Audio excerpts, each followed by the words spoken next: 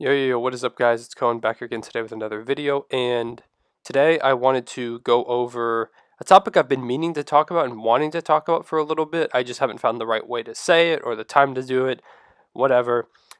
That topic is, as you can see in the title, should the Toronto Raptors blow it up, or in my opinion, they should consider blowing this team up. Now, it's very weird to say that they are the Toronto Raptors. They've been a staple of the Eastern Conference for years now, 5, 6-ish years now. They've been a force. Kyle Lowry and DeMar DeRozan for a long time. Then you throw in Kawhi Leonard in the mix for a season. They win a championship. They're only 2 years removed from a championship. Then you have Kawhi Leonard leave, but Pascal Siakam makes his rise to stardom last season. He's an All NBA player, an All Star. He is super effective that season. Nick Nurse, one of the best coaches in the NBA the past few seasons. The team pushes the Boston Celtics to 7 games. They end up losing. The Celtics end up getting knocked out by the Heat in 6 games in the Eastern Conference Finals. And this team goes into this past offseason feeling pretty good. Pascal Siakam, who they gave a max contract, and some people were like, Pascal Siakam had one good season. You sure you want to give him a max contract? And Pascal Siakam made all those people look like idiots because he was phenomenal. And now you reach a point where the Raptors are playing bad. They've just been bad so far this season. There's still plenty of time to turn it around. There is a ton more season to play. They've played like less than a fourth or around a fourth of their games. So there's plenty of time, like I keep saying, plenty of time to turn it around. But I don't think that should be a reason why this team shouldn't think about blowing it up. I think the smart thing for this team to do would be to gauge the trade value of some of their pieces, see what they could possibly get, and prepare this team for the next era. Because this team has some serious weaknesses that I don't think can be addressed. At least not at this point. Or not in the extent that they would need to be competitive. Biggest weakness number one, in my opinion, lack of good big men. And this is pretty well documented too. This isn't like some revolutionary idea I'm coming up with. Aaron Baines has not been good. He's also 34 years old, which I don't think a lot of people realize, me included, that Aaron Baines is that old. I don't think I realized that. Shout out to Aaron Baines fan club. Love the guy on Twitter. He follows me, which is nice of him, but Aaron Baines has not been good this season. I think everyone knows that. He was pretty good last season on Phoenix. He just doesn't look the same player. Other than him, you have Alex Len, who they just cut earlier today, and he's started games for them. It's not like he's just been some rotational big. He has been their starting center for some games, and they just cut him. So now they're down to Aaron Baines and Chris Boucher, who has been phenomenal this season. I said this if you watched my players who could have breakout seasons video. It was like the second or third video I ever uploaded.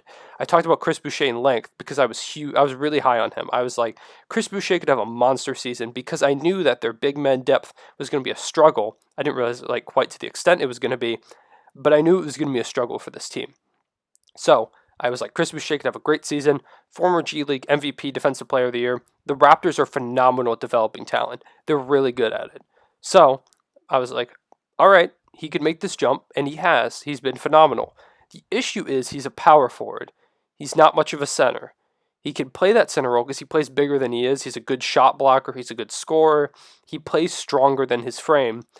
The only issue is if you have to face a team that has someone who is like a Joel Embiid, Chris Boucher is going to die. And that's not a knock against Chris Boucher.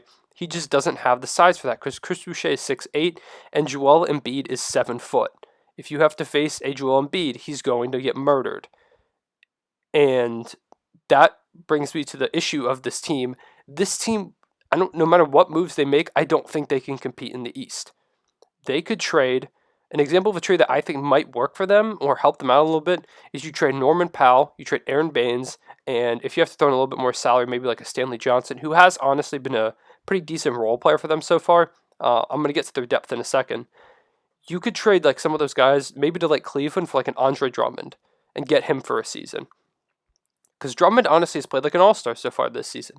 He's averaging like 20 points per game, his usual like insane amount of rebounds. He's been really good, and he's kept the Cavs afloat while some of their other guys like Sexton and Garland have missed some time. The problem is Andre Drummond does not make this team a contending team. He doesn't. And the clock is ticking for this team to become a contending team because Kyle Lowry expires after this season. And Kyle Lowry, going to his age 35 season, has one last chance to secure a decent contract. The Raptors should not give him that contract. I hate to say it because I love Kyle Lowry on the Raptors, but the time has come to explore trading Kyle Lowry. He is the piece they need to look to move. There are teams out there that I'm sure would try and go for him. He's a proven winning point guard. Kyle Lowry just plays winning basketball. No matter what the stats say, he might not average as many points as some guys, not as many assists. He's a good defender, and he plays winning basketball. It's proven he's won a championship. There are teams out there that are going to be wanting to take a flyer on him. I would not be surprised at all. He is making a lot of money, which could be hard for some teams to swallow. But if you're able to get a guy like Kyle Lowry, then I think you go for it. Especially if it's only a one-season rental, that's not bad at all. If you're a championship contender, you'll take that. Of course, that the problem lies in it's going to be hard to convince a team to trade for a 34-year-old Kyle Lowry who is still playing good basketball, but regression is coming very fast. And if they don't win the championship this season, it might look like a big mistake. So there's some things to balance there. And I know Kyle Lowry is a Toronto sports icon. He's the greatest Raptor in franchise history, in my opinion, because he's been there so long. He's been there for so much success. He was there for their first finals. He was there for when they broke through the Eastern Conference Finals with DeRozan. He's been there for so long. He is the greatest Raptor of all time, in my opinion. So it's going to be a hard, really, really difficult thing for Raptors fans and the franchise to come to terms with. This has to be the last season of Kyle Lowry in a Raptors uniform. And if you don't trade him now, he's just gone for nothing. And you gave up an all-star caliber player. I don't think he's going to make the all-star game this year. I think there's just too many good players in the East. But an all-star caliber point guard for nothing. And that sucks, especially for a team that is heading towards what kind of looks like a rebuild. So, I hate to say that because I really do like the Raptors a lot, but I hate to say it. It just, like I said, I don't see this team competing with the East. Another issue they have is the fact that they lack depth. They don't have as many players to play off that bench as they normally have. Last season they had like a Rondé Hollis-Jefferson who was pretty good. There's a jet going over my house, so you might be able to hear that. Rondé Hollis-Jefferson was decent off the bench. Norman Powell was much better than he's been this season off the bench. And they just don't have those guys. Serge Ibaka was a great bench piece last season. They don't have him anymore. That goes back to the big man depth thing. They don't have him. Their best bench player is a player that should honestly probably be starting for them in Chris Boucher. They don't have that Serge Ibaka and that Marc Gasol tandem where one starts because he has those intangibles, and then Serge Ibaka comes in and is a spark plug off the bench. They don't have that anymore. And this team's still very well coached. Nick Nurse is still a very good coach, but there's only so far coaching can get you when the talent just isn't there. Another problem is that I don't know how this team pulls off a rebuild right now. Kyle Lowry is going to be gone, whether they trade him or not. I think this is Kyle Lowry's last season as a Toronto Raptor. I don't see the Raptors giving him that money, which automatically takes them out of contention anyways, because if they lose Lowry, they're done, at least for next season and the next few seasons. But Pascal Siakam's 26 years old, which is old for the centerpiece of your rebuild, because he's good. His prime, he's hitting it now. Like right now till he's like 30, like 31-ish. So you've got like a 4 or 5 year window of this will be the best Pascal Siakam is. Assuming that this regression that we've seen isn't permanent. I don't think it is. I think Pascal Siakam's going to be fine. The issue is your other star, Fred VanVleet, is 26 years old as well. Those are your two centerpieces right now. And they're old. You've got like OG Anunoby too, who's a good player. I like OG a lot. He's 23. He's a little bit younger. So that's a plus, but the problem is by the time he's entering his prime, around most NBA players seem to enter their prime around that 27, 28-ish mark. Siakam and VanVleet will both be at 30 or past 30, which is old. So I don't know how this team pulls off the rebuild necessarily. I think that the Raptors, the one thing they have really going for them is their ability to develop talent.